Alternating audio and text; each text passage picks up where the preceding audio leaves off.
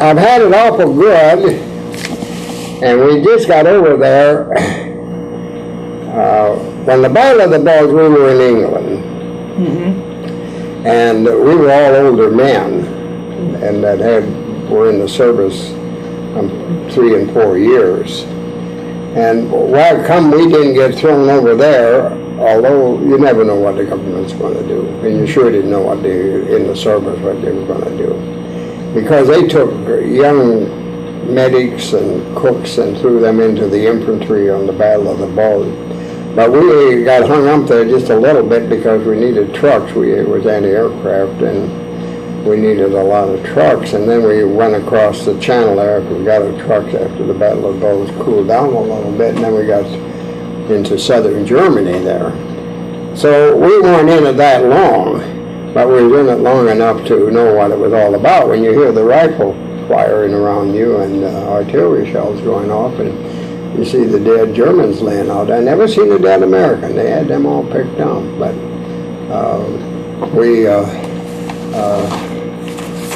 well, you know, like I say, you toughen them pretty fast. And of course, these articles in here, and that's the way it was. You know, you didn't think nothing. All you wanted to do is stay alive. That's you only die once. And I guess it's in the other one. We set up our first guns at the Rhine River there.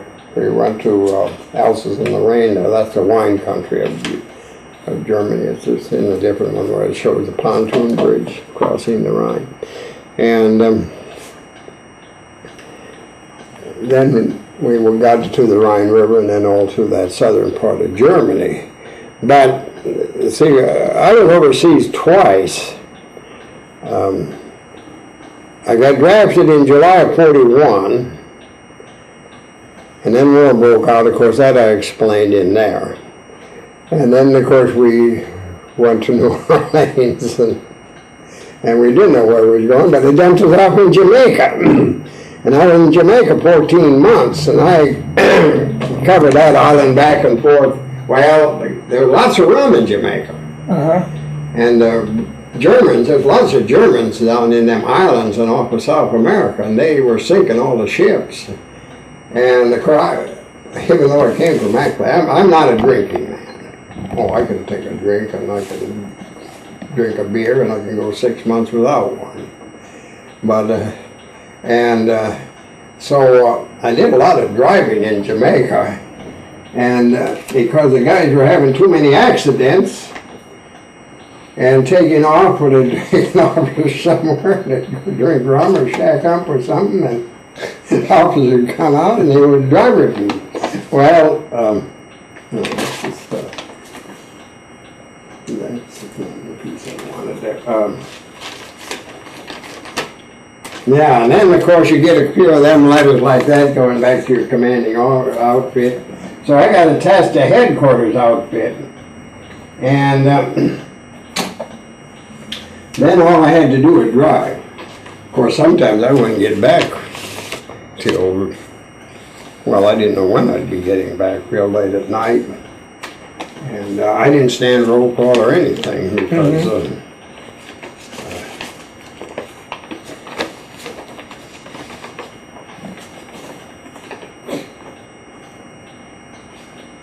yeah, that's a nice letter.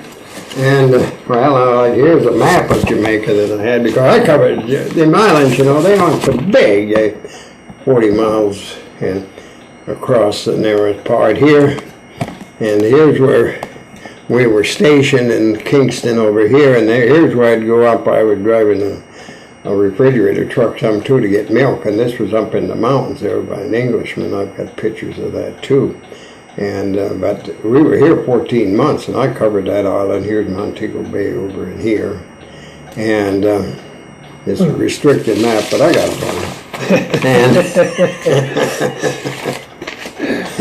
on. Now you were in Kingston because of the German submarines in the area, right? Well, they were singing, and so they wanted an aircraft outfit there to protect the airplane so that they could go out and drop the depth charges.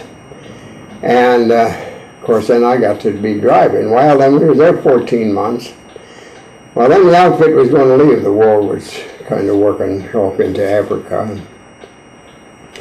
And they were going to attach me to headquarters outfit, but I thought they were coming back to the States, and he was always wanting to get back to the States and get back home, you know. And so I asked to stay with the outfit. Well, then they shipped us over to Puerto Rico, and they broke our outfit up and put us with that 66th Division. And then I wasn't happy, but then we were there 6 months, and then we came back to the States, and this was in December of 43. And that's when most of the guys were just going out. We came back. I went to Camp Kilmer 3 times, Camp Kilmer, New Jersey. And so I was one of the first ones to come home from overseas in the Ackley area. And he was a pretty important guy then.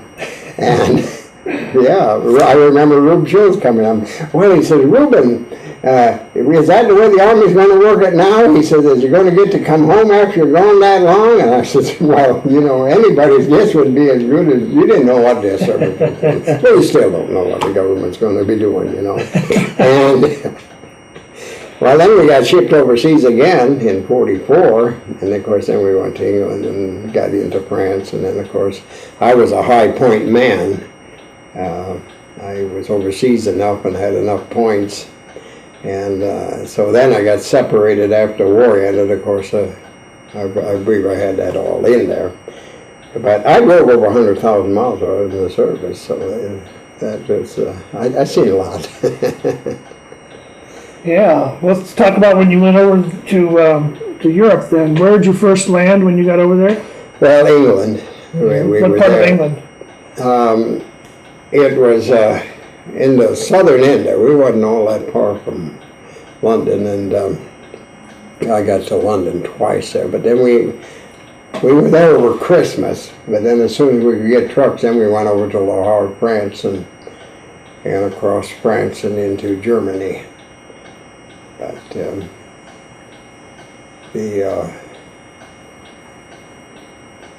now you were with like a transportation unit, right? Well, with anti-aircraft.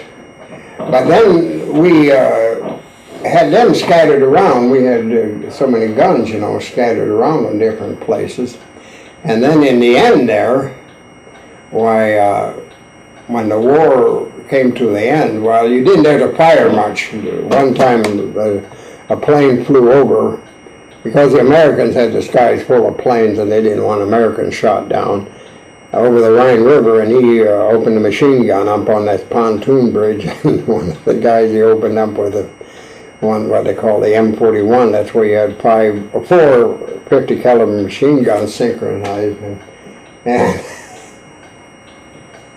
And of course, all of us had been in the service quite a while, and this guy, I slept beside him in Jamaica, and at that time, when the draft was on there, well, it was either go to the penitentiary or he could enlist in the Army. When he enlisted in the Army before war broke out, he was one of the bunch that went over to Jamaica. When we went to Jamaica, we had kind of a rough outfit. Because at Fort Bliss, Texas, you had 8 batteries in a battalion, and they wanted 100 men.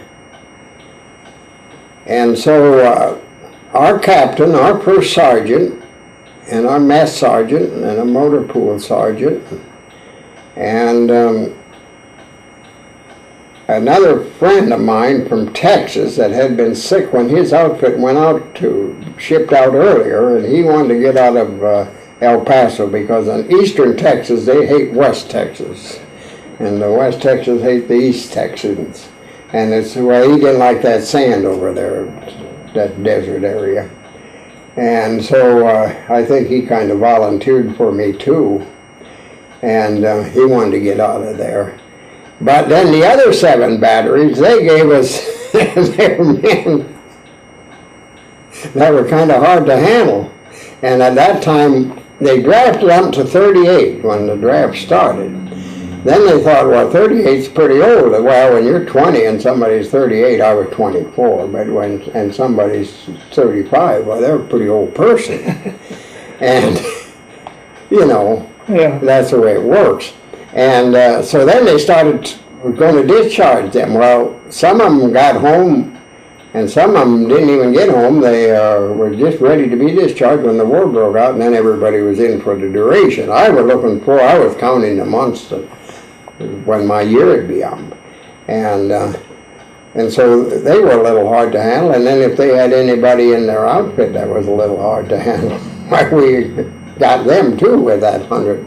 So we had quite an outfit, and they could drink. I'm telling you, they could drink. But although I always went to church a lot, and they respected me because I hauled them to the hospital, beat up and shot up and everything else. I had generally access to transportation, and I remember hauling this one to the hospital, and he was a mess, and got him in there. That was in Jamaica. And the doctor said, "What happened to you?" "Oh, I fell down some stairs." And they'd stick together too. They'd half kill each other, but they'd stick together too.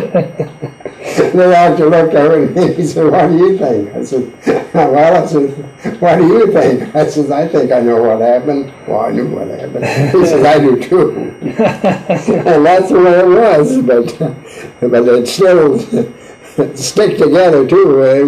He wouldn't squeal on the other guy. He got beat up. And so you mostly drove truck most of the time. I drove truck, command cars, civilian cars, anything over there in Jamaica. We had after Jamaica, then it was always Army vehicles. But they were building these camps, and they had a lot of the 42 cars over there. And when they got done building the camps, they just left them, and the Army took them over. But I drove for all officers and just anywhere where they needed a driver. I drove for Pat O'Brien when he had the USO show down there. And so I had the good part of it too. Although I never got very high in rank, but once you get into a small outfit, and like even the officers, all the while they're in Jamaica, they couldn't raise, as soon as we went to Puerto Rico, then lieutenants all become captains because they assigned them to, but there was no place to go. You just had one level that you stayed on. But I didn't get shot up, and I never regretted that too much, that I didn't get a higher rating, because plus I had a lot of experience. But when you drove truck, did you mostly transport troops or equipment? Oh, there in Jamaica we had to haul everything, and you just saw, well, like over there in Germany too. We put in, I got the Bronze Star over there in Germany. This one sergeant and myself, we had our men scattered out over such a big area and you'd have to maybe drive 50, 60 miles to a watering point to pick up water. You didn't drink water out of a well because they could put poison in it. You'd go to some river where they were pumping it out and putting enough chlorine in it to make your hair stand up. But you know, a well, they could put poison in there. So you had to, and then when the war ended, or just before the war ended, they gave us a whole area, well, probably as big as Hardin County. And the Russians and the French, when you get over there, that's altogether a different situation. It's going like from state to state. And the Russians and the French were grabbing every vehicle that had wheels on it and loading up stuff and taking off, while the Germans did the same with them. They also had a brewery right there making beer. Well, we did drink a little beer and took some back for the men. But then we had it just like here, every place that there would be troops, you'd have a place about it.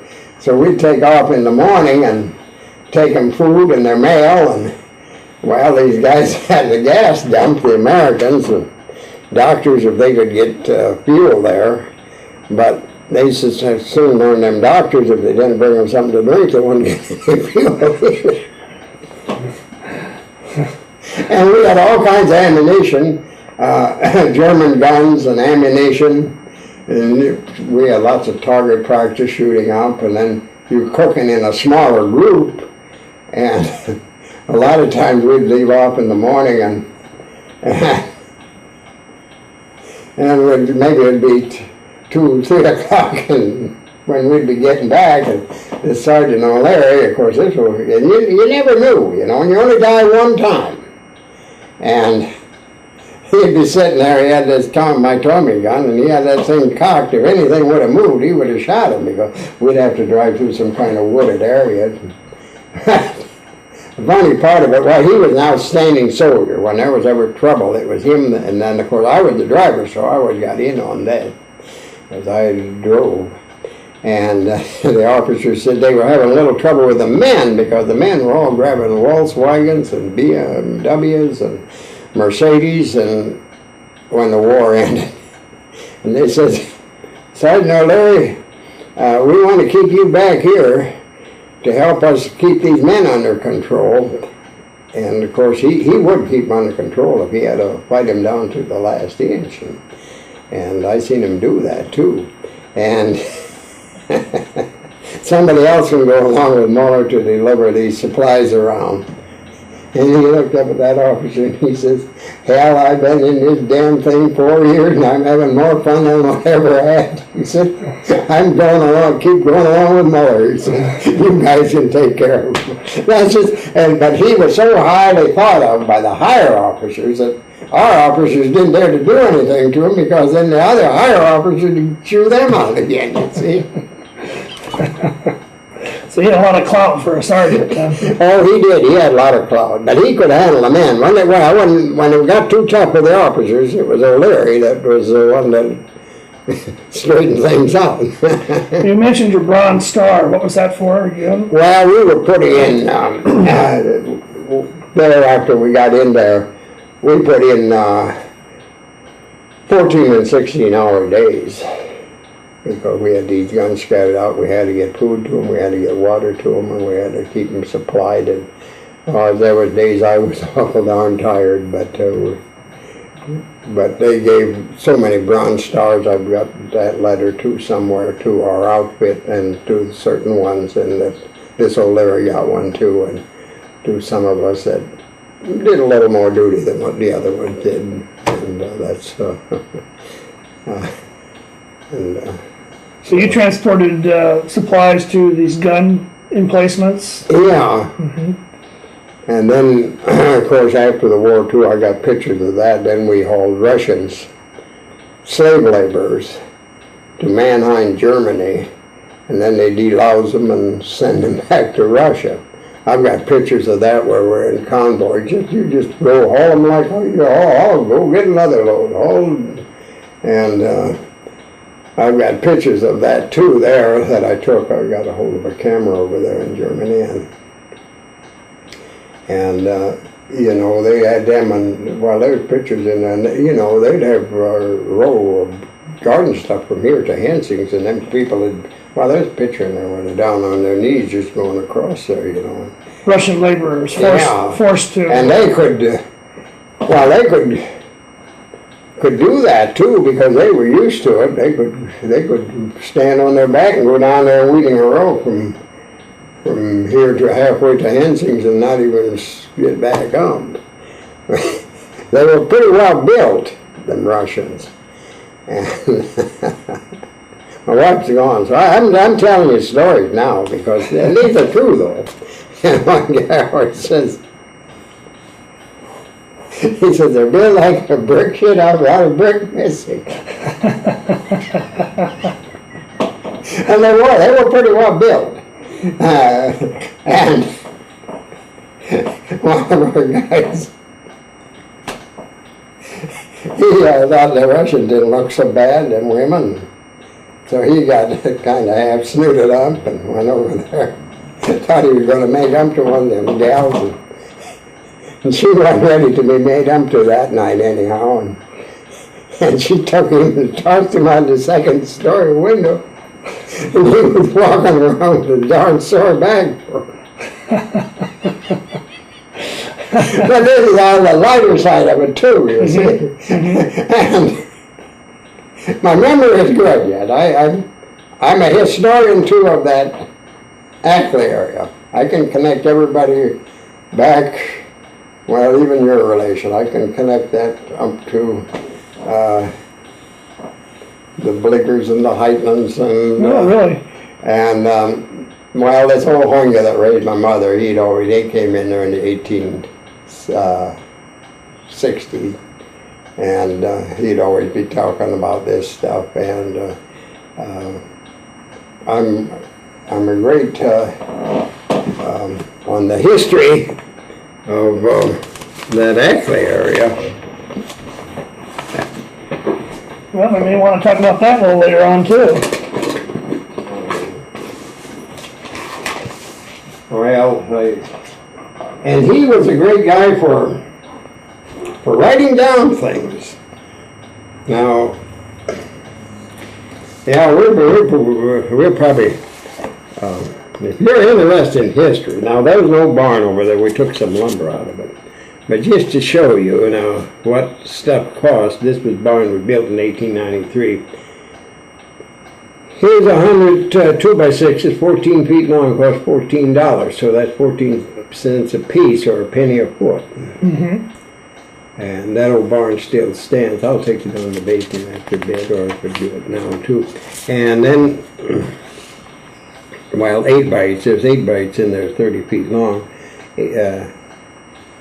8 of them cost $12.80. And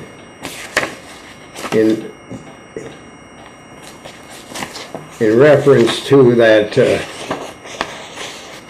what is this? Where did this come from? well, this is that old Hoinga. That old schoolhouse still stands east of Ackley there, east of the septic tank. And here's the specifications of it. And then that's on that Hank Finger plate. Okay. And it tells the windows and, but for building schoolhouse, $150. Lumber bill, $416. But that's the only school I went to. But they did pretty good handwriting. You can read it. Yes, yes. The whole school only cost this much? Yeah. $852. That's with the paint and linseed oil on the floor and... Is this like the official records for the school or something? No, I got another book down in the basement that has more of that in. That's interesting. Where'd you ever come across this? Well, that's where in that place that, well, somebody burned the house down for me last May, but that's where I was born on this place. Oh. This is that old Hoinga that raised my mother. Now, see, some of the John Bleeker was married to Hoinga, and then he had that place where your dad had. Okay. The last one. And Just Irvin Bleeker was their son. Okay. And I don't know the Bleeker side very well. You probably know more of them than I do. So. Well, yeah, I know that because then I lived on Louis Baker's place when I started farming. This is something too that there was a book one time. Now we're getting off the subject, but that was printed about the range borders. Mm-hmm. Then it was kind of, because the Joneses are connected with the range borders. Yes. And there's always been kind of hard feelings about that thing. Well, you knew I was doing a project on the Rainsburgers too. But did you ever know about that book? Well, what's the book? It's just like one of the county history stuff. No, this was a book that was published, and then they jerked it out. But I do know a guy that had one, and he asked me, he said, would you like to read that sometime? I said, I sure would. So I took it. This ain't the best copy. This is, I had to enlarge. No, our wife, she took some of them other ones. No, this was in the book, but the front part of the book was pretty well tattered up. Uh-huh. And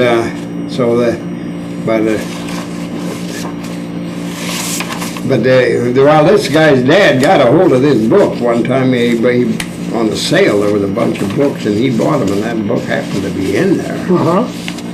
But it tells about him going into the jail there, and then it gets into the back part, and this ain't complete here. Why has that where it's printed small? And then it tells about the court deal down there in Eldora, and that was all into that book. Okay. Yeah, that'd be interesting. I'll have to have her dig out. Although Steamboat was a rough place.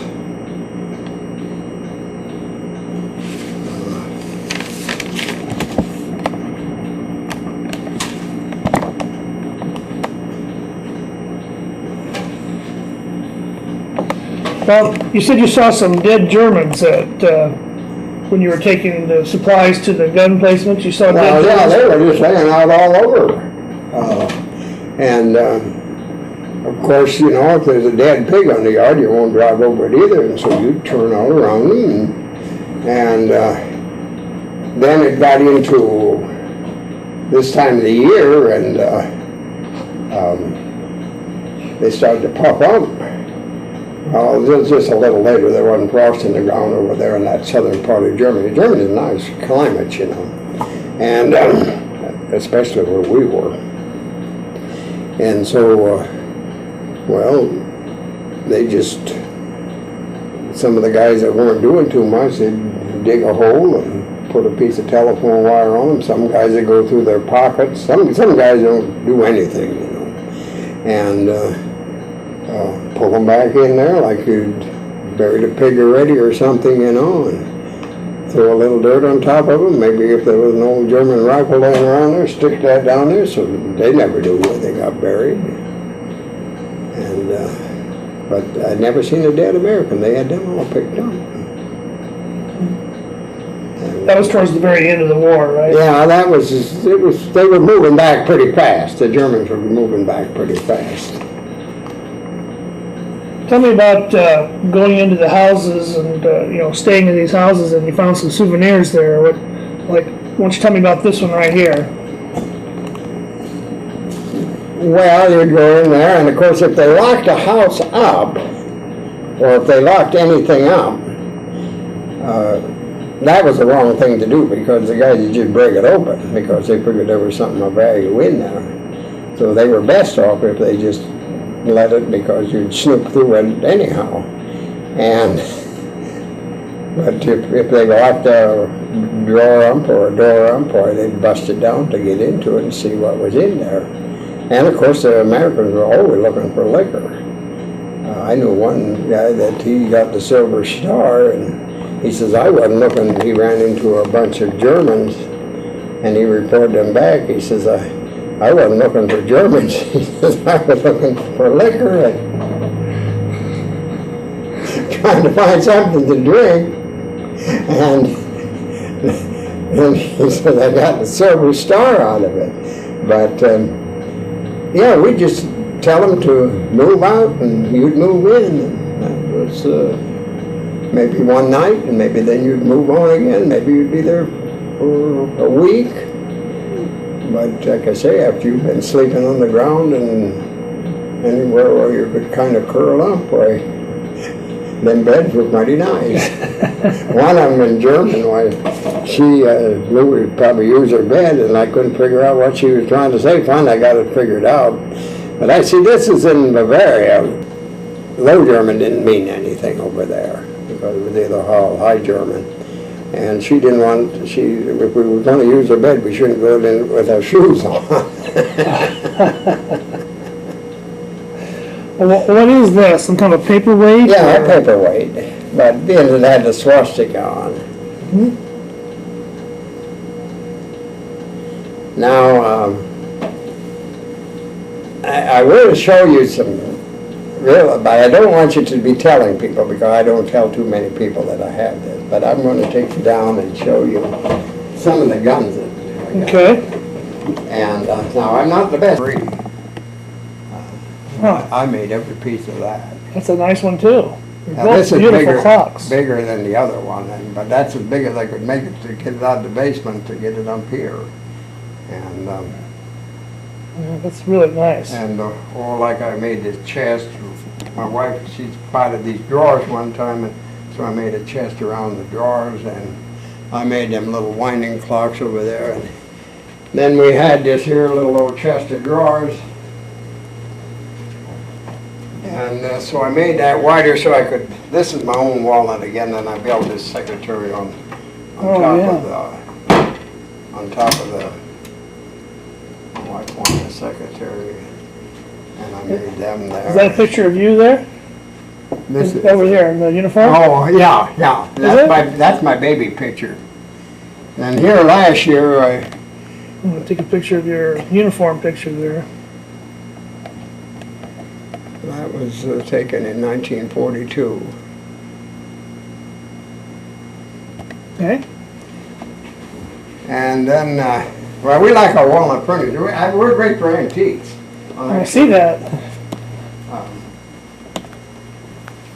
This bed I bought down in Eldora one time, and then I made it wider and longer so we could use a full match. People used to be smaller. And it has an angel head up there and a lion down here. And then this is all walnut with a marble top, and this came from home, and that's Sherry. This is my wife's sewing machine. That isn't walnut. This other stuff is all walnut. And a lot of it you made yourself. No, this is just all, the clocks. This is all bought and stuff. Or okay. That came from home. This chest of drawers, that came from home. Okay. But this we bought from marble tops, and we like our antiques. Very nice. Very nice. Yeah, we like this home here. But it's a great location. Traffic, and still we got lots of enough room. But I want to show you these young ones because I'm really, and I didn't buy any.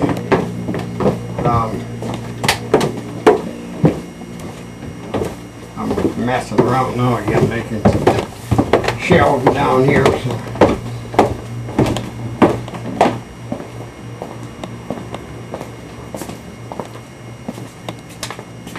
This old chair came out of the Eldora Courthouse, and I bought this down off of a guy down by Union. That's oak, and then this is oak. That came out of the post office, and they took it over to Adams Auction. Owl Falls Post Office? Yeah. Mm-hmm. But I had that desk and that chair, and I said, I sure need that. That's nice. Real nice. And the desk is nice, too. Yeah. I got into this guy's, I used to work for the ASCS office some, and he had oil cans sitting on top of that. It was down in that Union area. And well, we were quite a ways away from it. I said, gosh, you got a roll top desk there. Yeah, he said, that used to be my dad's. And he says, is it worth $100? And it was sitting off. I said, I'll give you $100 right now. Well, he says, why don't you go over and visit with my dad too? He's had a stroke. And so I did, and a little bit, and a couple of days later he said, I had a letter in the mail. He said, if you want that desk for $100, you can have it. And I wouldn't take $1,000 for it. And that's solid oak, it isn't. Uh-huh. And so that's a nice one. yeah, the roll top works with them all deer antlers that Harold and myself, we got some timber ground down there by Hunts, and we got some nice deer out there. Uh-huh. But now, like, here's a German gun, and this is a Sowers, and the workmanship on these. Just look at here. You won't see where that breaks. See how that's. And how tight that fits. Yeah, after all these years even. And well, I've had that now since 1945. That's a hammerless 16 gauge, but that's all handmade. And then this one here, this is what you call a drilling. That's a triple barrel.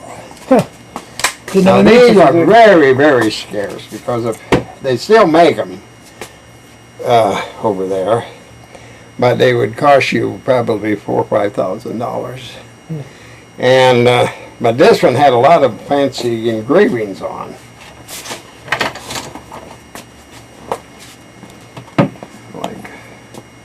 And to work this bottom one here, but like I say, I don't tell too many people I have. Of course, we have a vault out at Harold's place that he just brought him over the other day. See, then this cork comes out and that fires that bottom rifle. Okay. If you want to break it, you got to break it down here. It's different. So it's a rifle on the bottom, then two shotgun barrels on top. Yeah, that way they could shoot a boar, wild boar, or game birds.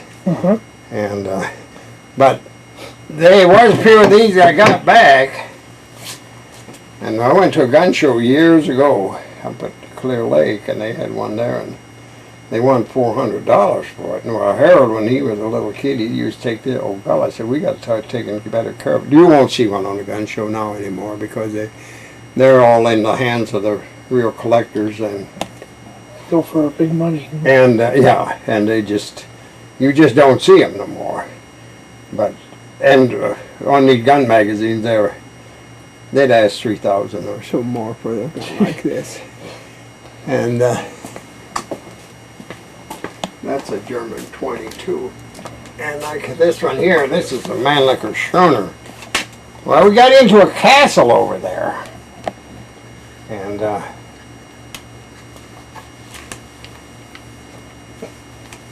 And that's so smooth, the actions are so smooth, you can't believe how smooth them are. Yeah. But like I say, I don't show these or tell too many people about it.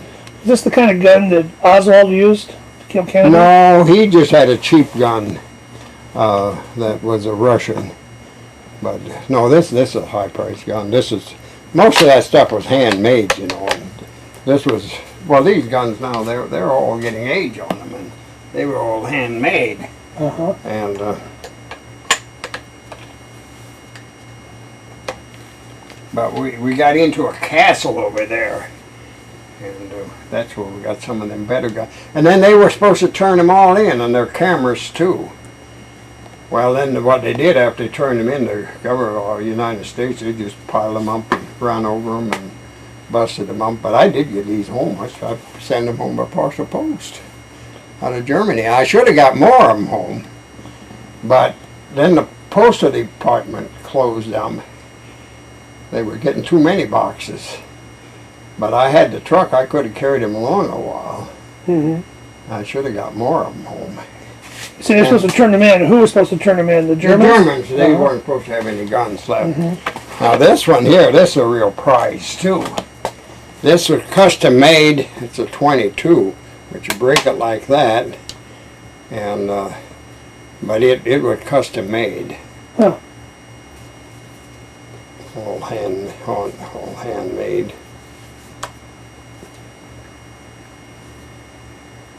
It's supposed to close up. And that's how you, and then it had what you call a set trigger. Just pull that back one first. That makes that when you just barely touch that front one, it'll go off. Pull that one now? Yeah. Oh yeah. Well, that Mannlicher has that too. Kind of primes it, huh? That's what you call a set trigger.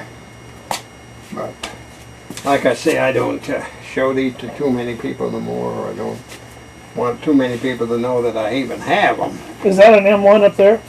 No, that's the old Springfield. That's the World War I. I got that through the NRA, and but we didn't see them M1s until you got ready to go overseas, and even up into 43, nobody's seen them. Now, this is me here.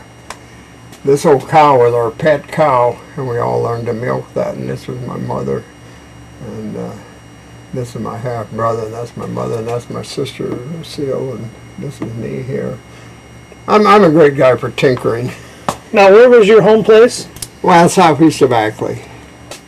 They're south of that old schoolhouse. You know where that old schoolhouse is? I think so. Yeah, or east of the septic tank, a mile and a half east. But you say the farmhouse is burned down now? Yeah, and we've taken some of the lumber out of the barn, and we want to eliminate the place. There was the old wooden windmill. This was taken back into the 20s. Mm-hmm. And then Great. oh, I've got a whole bunch of old plat books. Grundy County. See, that was Grundy County. They go back to 1883. Okay. And it's kind of fun though. I say I'm a historian. And this, my great-grandfather was a minister in the East Friesland Church. And these are in German though, and I can't read German. German. No, it's a concordance of the Bible. Oh. But it's got like Martin Luther, and but it's in German. I can't read German. These were printed in 1770. I was just looking at that. Wow. Leather And that covered. came from the church over there? Well, them were his. These were my great grandparents. He was the minister there for. At which church now? At East Friesland. East Friesland? Yeah. And then, of course, my grandmother was their daughter. That's their daughter. Mm-hmm. And we don't throw anything away. Well, this is valuable stuff. I'm glad you didn't throw it away. Well, like that old picture up there, they were great for fancy work and that. Uh-huh. And that must be 100 years old or more, too. And, Huh. Well, your children and grandchildren will appreciate all this someday. well, yeah, they're getting more interested in it now. Mm-hmm. And, well, I can put my stuff down here and nobody bothers it. You know, my desk is kind of like McGreevy's.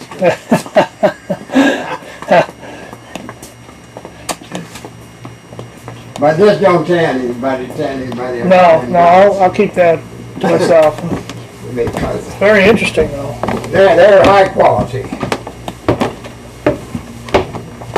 So I could get good money for them. But, Oh, they're in good shape yet, too. oh yeah, yeah. Well, we got a vault out at Harold's place. I had a little problem this year. I had an infected heart valve, and then I had a blood clot, and so I've been down in the hospital a little bit. Sorry to hear that. And should have a valve replaced, but then when we were gone, why, we had them all out there in Harold's. But you said you knew some history about my family? Or just happen to know some of my ancestors or relatives? Well, Jake Bleecker was married to a Lindemann, and of course Jake Bleecker was your,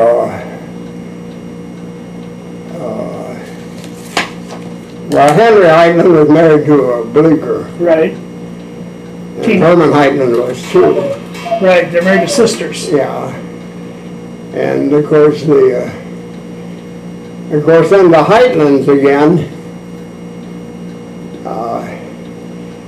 their mother was a Nortman, wasn't it? I'm not sure. I think it was. What was the name? Nortman. Now my wife, and you were a distant relative because her mother was a Nortman. Oh, really?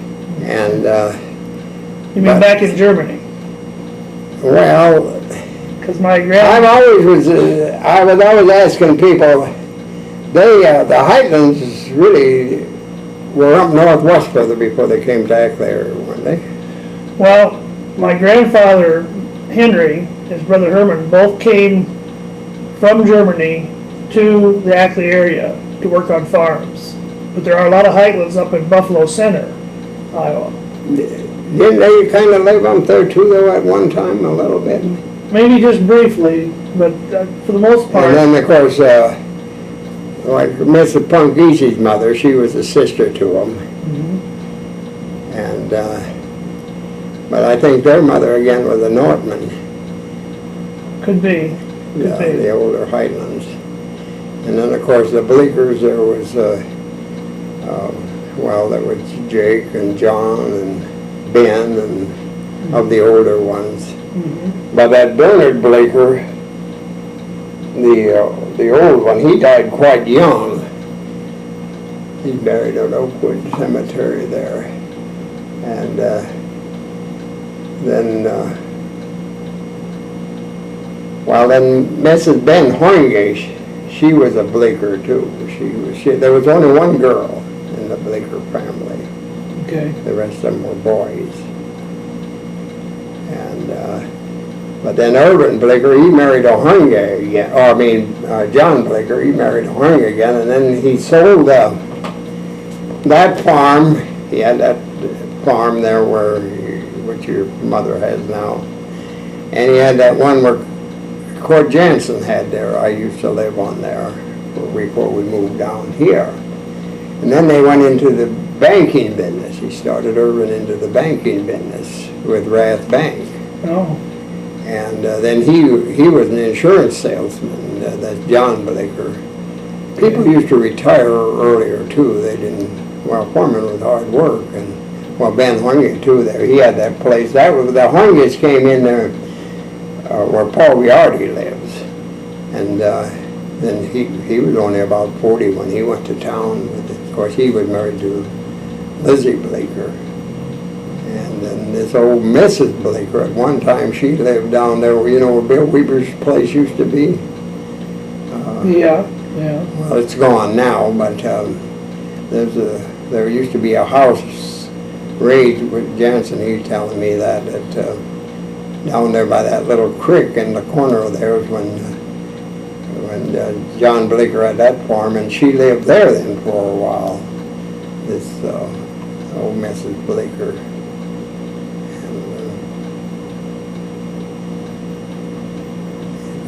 Interesting world. Well, did you ever know much about the town of Abbott or the Rainsbarger story? Well, no, just what I heard, but as a little kid I'd hear these stories, like my granddad and this old Hoinge and them talk about it. Of course, my great-grandparents and my granddad, they lived there a mile south of the East Friesen Church. And the Rainsbargers, of course, their place was well, Carrick lives on it now, but what John Jasper had, or what Matthew Kennegater used to have. And so that wasn't too far from there. Of course, your horse was your transportation plus your power to farm, you know, and a horse thief, why, they didn't think nothing of stringing them up, because if they took your transportation, why, and I've heard these stories, and well, my wife, she keeps all this stuff that gets printed in the papers, and then of course Mrs. Herman Nortman, this Harvey Johns, he was the youngest of the Johnses when this Johns got shot there by Abbott, or south of Abbott. Henry Johns. And he was the youngest of the boys, and she never used to want to talk about it at all, but they found out we had that copy of that stuff, or I told them. And these latter, she's dead now, but these latter years, then she started talking about it. Well, and some of them Rainsbargers got to the penitentiary and came back, and of course, I guess maybe they did get blamed. I used to know an old man he lived down there by Hardin City, by Herman Last. His wife is still living, but she was kind of a mail order thing, I think, and I used to buy board pages from him, and he used to tell me his steamboat, and of course he said the Rainsbargers got blamed for everything, but he said Steamboat was a terrible rough town there with counterfeiters and gangsters and everything in there. Of course, one of the Rainsbargers supposedly stabbed somebody to death there at Steamboat Tavern one time.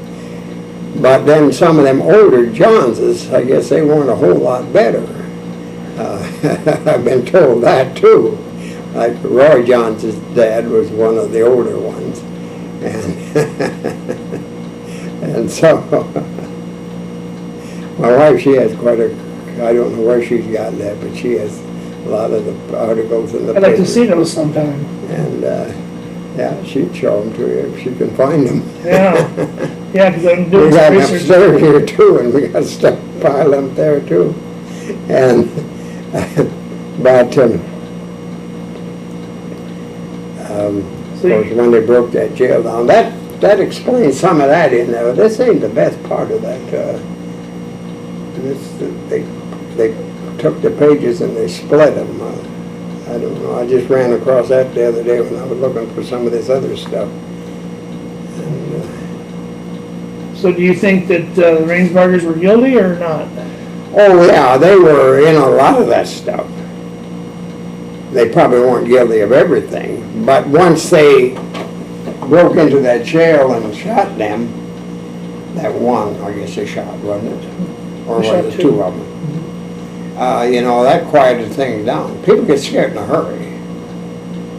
Again, we're getting back now, of course, this is getting off the subject, and I was talking to Darrell Roberts this morning on the telephone, and the death penalty, I don't know how you feel about the death penalty, but I know how I feel about it, because when after you see so many, and a lot of guys that I knew around Ackley didn't come back, and some of them were pretty young, younger than I was, and that one Brower boy just got killed the last part of the war. These were completely innocent people, but their life was given for their country. And now, there was an article in today's paper about this one deputy sheriff he couldn't execute. Well, it wouldn't have been hard, and I could still, in my book, there's some people who don't deserve to live, like this Morgan that killed that girl.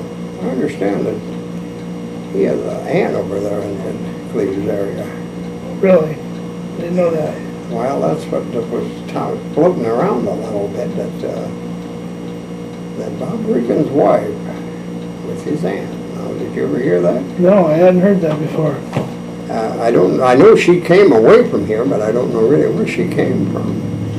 But, well, when we came back from overseas the first time, and I remember this, we, a bunch of American prisoners, and they were in the mess hall, and there was about 5, 6 of us guys, and there was about 80 of them. Then you were supposed to frisk them for silverware when they went out. And they started acting up, and gosh, we had a little old club in our hand about that long. But they got him cooled down. There was one little German boy from Texas, and he had a lot of guts, and he got him cooled down, and he was wondering how to get out there. And it made the officer mad. He said, "We'll fix them son of a bitches tonight." He says, "Well, if they're going to act up tonight, we're going to shoot them." And he says, "They're no good anyhow." He says, "They're over here, and the other guys are over there in the battle dying, and he says, they're no good."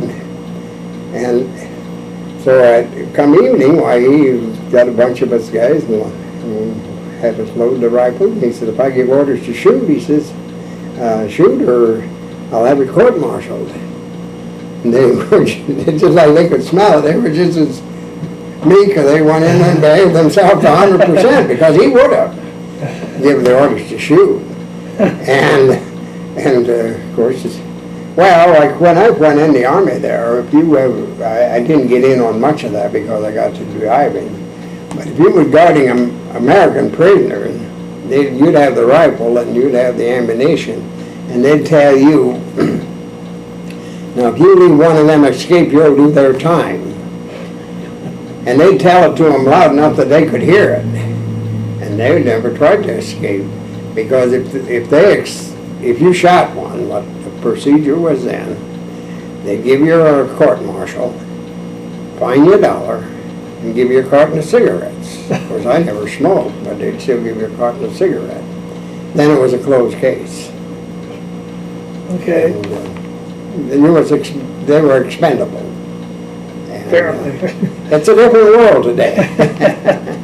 But you had respect and discipline. Mm-hmm. Because, well, if you had to do their time, and they'd hear that, you know, they didn't try to run away or walk away. Sounds like it worked anyway. It did work. And as I say, They could get plenty of more or two guys to execute a lot of these people.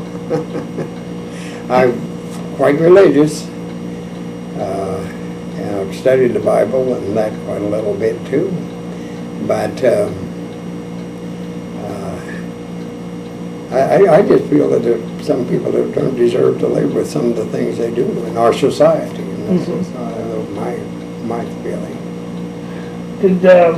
Did you lose any friends during the war? Did anybody get? No, I wasn't in. Well, I knew a lot of them around Ackley there, like Kenny McGill and then Wallace Lindeman and George Finger and this one Brower boy. He was a brother to Lawrence Brower. I knew him. And then there was Gannon that got killed out of Ackley. I knew who he was, but Bernie McGill, I used to know him fairly well. That was Edmund McGill's brother.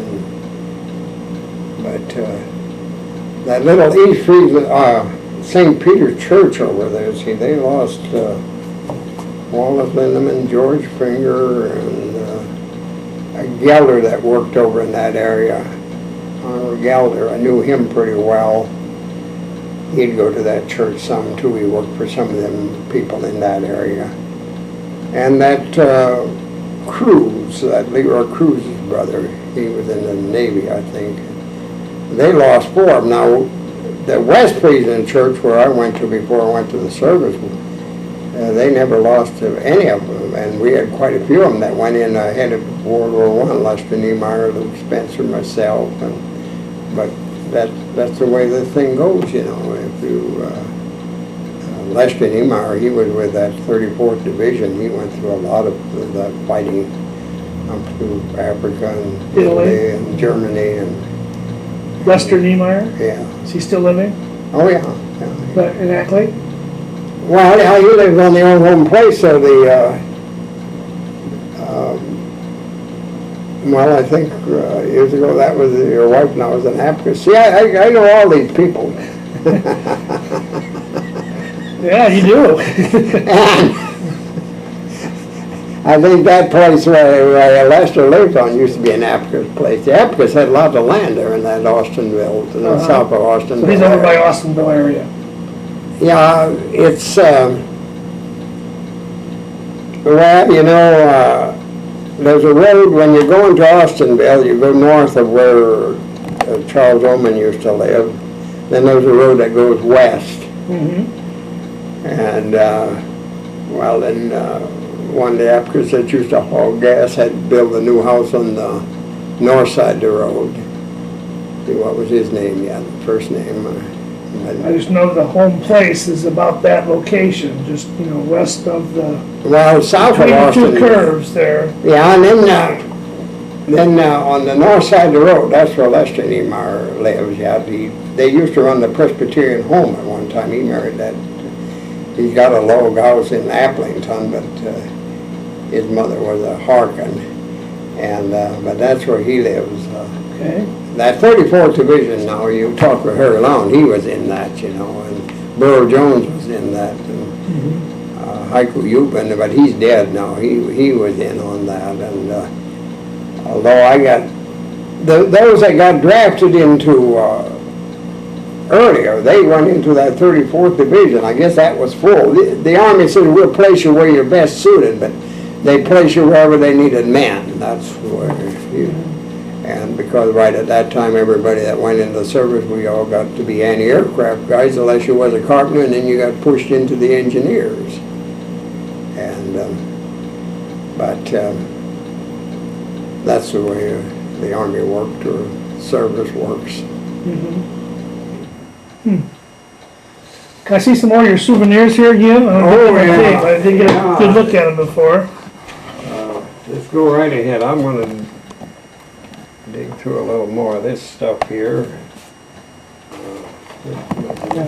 Change my battery here anyways. One here.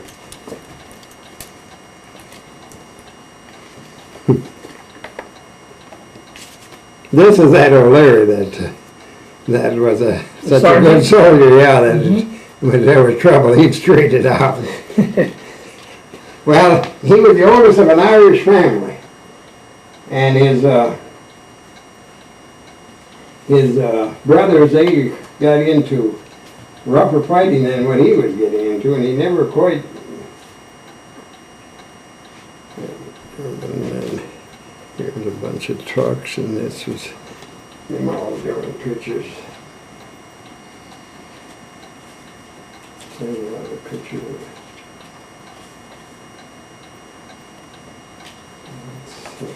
Up there.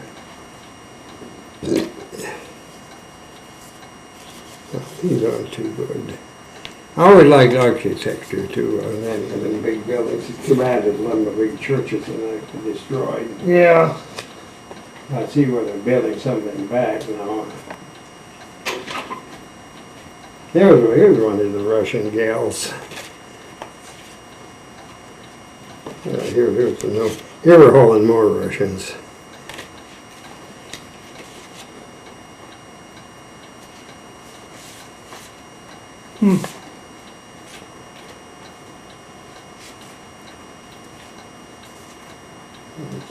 Trucks.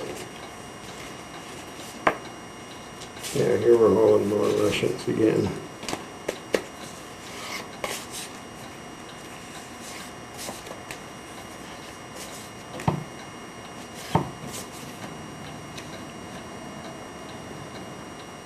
I don't know what's going on here.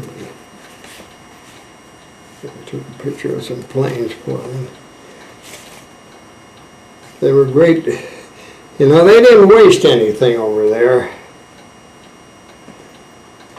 Yeah, they were good. The Americans were great for getting them German cars. There was a German car. And here's some horses. Some of these are Jamaica.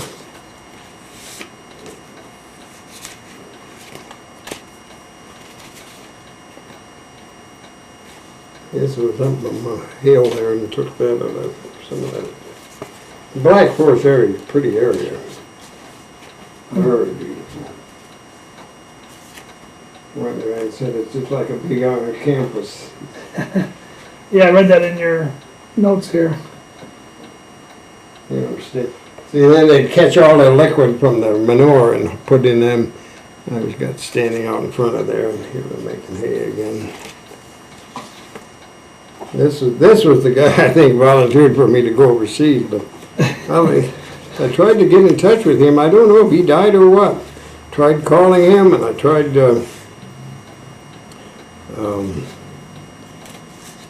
There's some German Fräuleins. This is the Autobahn. First time I drove on 4-lane highways over there in Germany.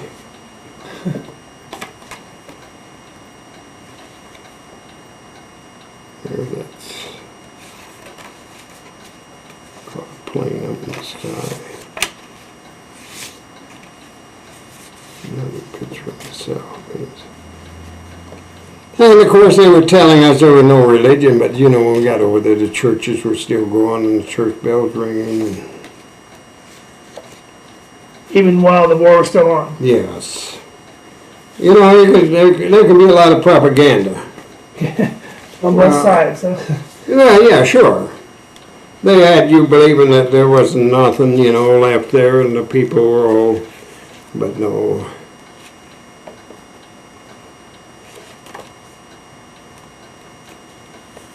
What was your rank when you were over there? Just a T5. So it'd be the same as corporal, but truck drivers, some German buildings. This is you? Yeah. Here's some more German gals. Some more. There's another one of that stork's nest. But they had long rows, and they garden. Of course, you didn't see any men. In the You fields? see little boys or very, very old men. Everybody else was in the service or killed off. There just wasn't no men left.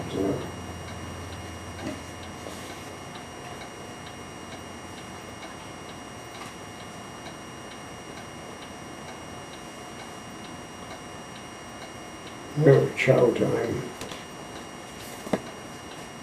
This is a picture of, I don't know. Oh, this is Munich.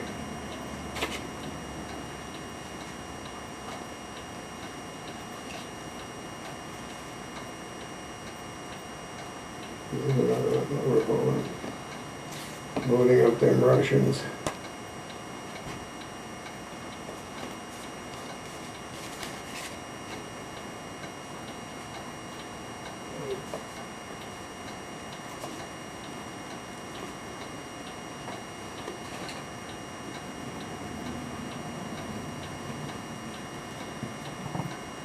This was a Horn Fry. He used to live up there. Well, one time he lived here where the Walmart is now, that farm, that body farm.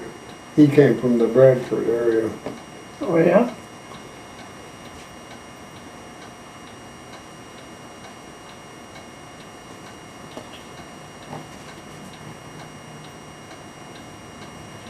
They were moving the guns.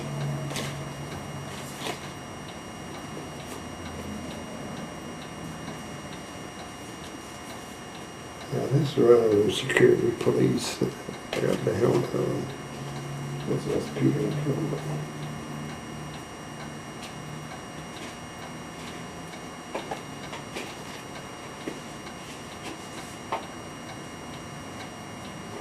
Yeah, then they used to drive this refrigerator truck to haul milk.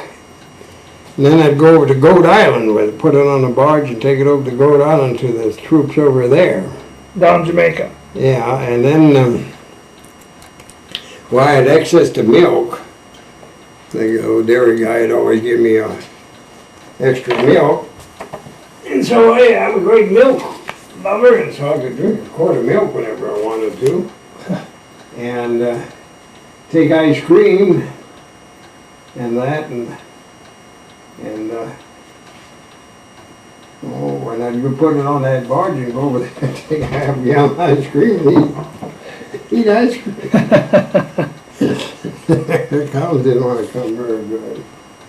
Let's see here. Oh, yeah, here it is.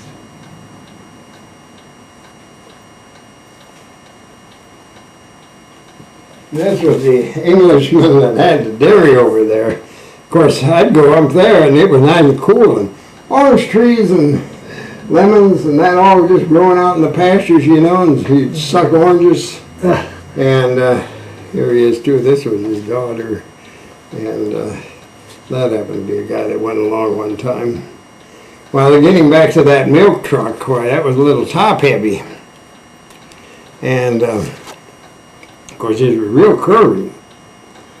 And I was young, and of course you got to know that road real good, and the slope of it.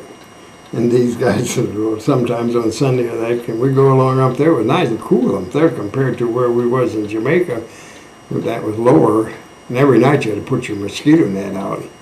And of course you'd used to driving that road, you know, and you give them a pretty good ride up there. This was a little top heavy.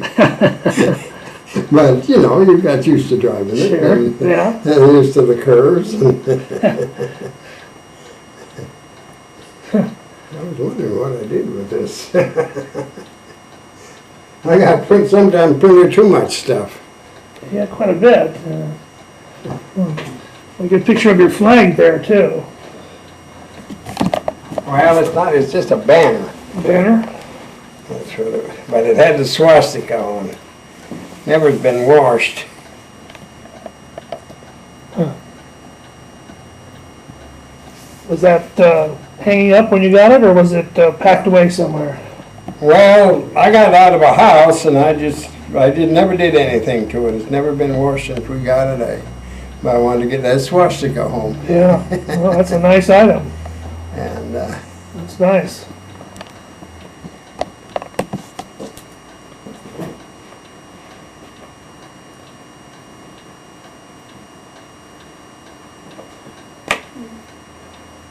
Camp Kilmer, New Jersey. This tells a little about Ralph. This I don't think you'd be interested in that. This was out of Fort Bliss, Texas. That was.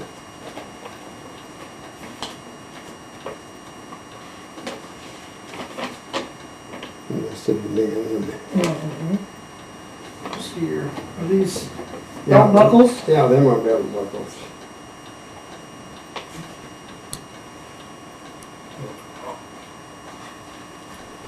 And then this would be for like on top of a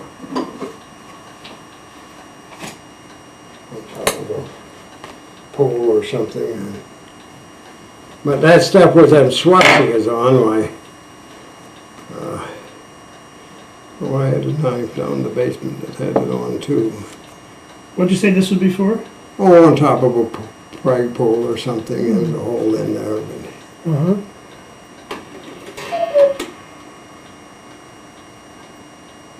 But like I say, you know, anything with that back then, well, you didn't like anything that had a swastika on it. Yeah, I can understand that. This, after I got my notice that I was going to be readed into the Army, that'd be Legion of the Grande Centers sent me.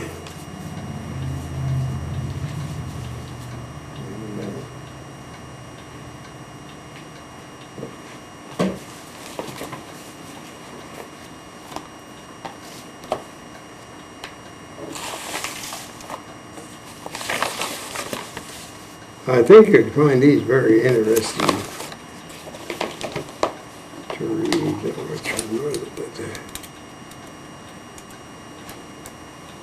I didn't know what AWOL meant when I seen that. But absent without leave. These show some of the destruction. When you drive through them places, you know, it was bombed out pretty bad. You could smell the dead people in there, and of course, there's one article in here that tells about picking up the bodies, and he says the smell, you know, nothing smells worse than a dead body decaying.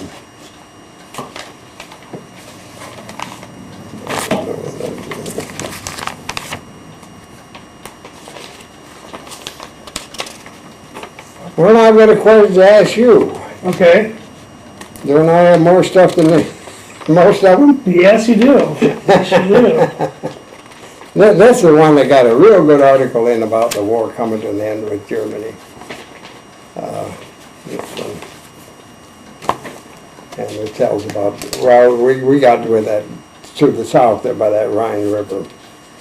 And this is a real good article, the payoff. That's real good article there.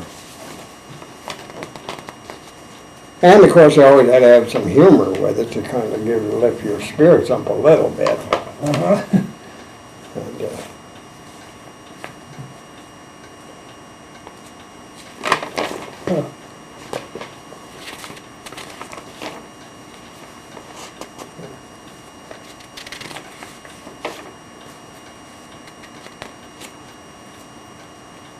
well, you didn't have much to read, you know. You'd read these things. I've always been quite a guy for reading. And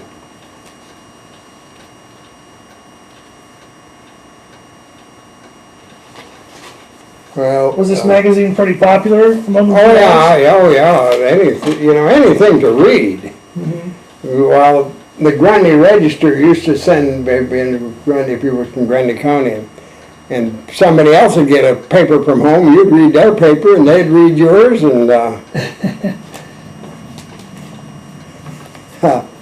then you was always there was one where the Rhine River, but you always were doing it to the courtesy of somebody else, you know. And one time we got where there was a factory, and we had one guy, he was always into trouble. The guy, he was from Texas. He was Morgan, and was his name. And so there was a big old boiler in there for hot water. And so he got on special duty to fire that thing up and get hot water hauled in there, or get it hot.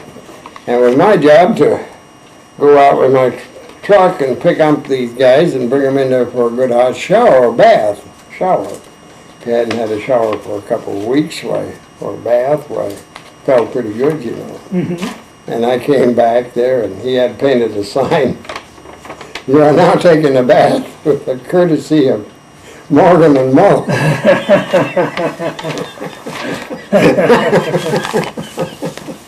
Oh, he had some characters, you know. Yeah, and I sounds like it. The light side of life is, gets, well, you know, but here's some good pictures in these magazines, in these. Yeah, a lot of good photos. And of course, when the war ended there, now two of them German troops, when the war was coming to an end, well, they wanted to give on. Well, if you took them, you were supposed to kind of take care of them. And they'd come back, you know, waving a white flag and keep on going back, keep on going back, because if you took them, you were supposed to kind of take care of them and you see to it that they got some food and that. So they had a hard time giving up. But yeah, that's all part of it. Sounds like it's quite an experience. Well, it was, if you could. We was in that one town though, that one night, and the artillery shells were going and the rifle fire, and they always had to have the pinup girls, you know. Pictures, because it gives the guys a little morale boost. And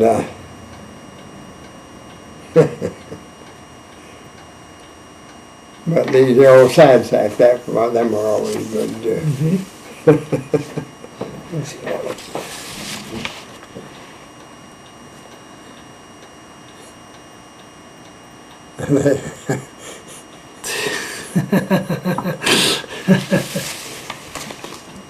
But if you want to take these home and read them, I would like to take a look at them. I'll get them back to you right away. Well, you wouldn't have to get them back that quick, but I just, you know, I wouldn't give these to everybody. No, I appreciate that. And I appreciate and I know that. you'll bring them back, but Well, how about if I use that envelope to put them in to protect them a little bit? And yeah, I don't want them to get. And these here, these were pretty popular too. These Stars and Stripes. Now these are all after the war ended with Germany. These are more about the Japan than the High Point guys, but this was our source of information. You know, the Army was publishing them. And, here's another. That's probably the one I was looking for.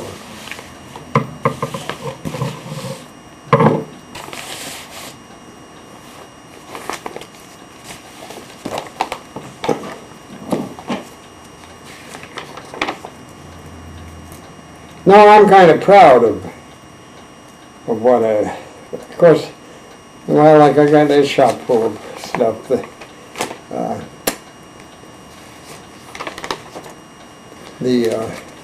I got an old buggy that the man that had it was that old Hoinger's dad.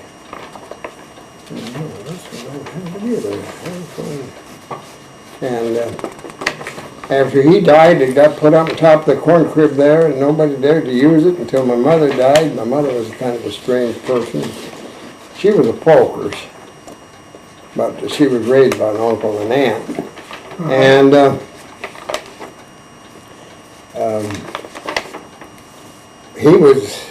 he died in 1918, and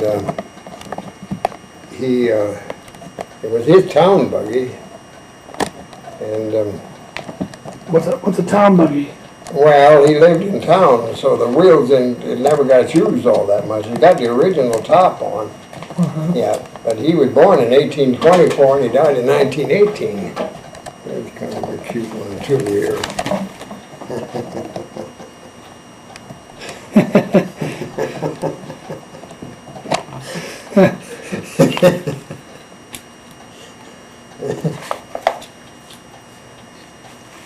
Yeah, I can see where this magazine probably was pretty popular.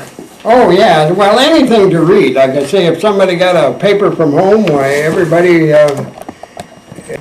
calls that his centennial, even the parade.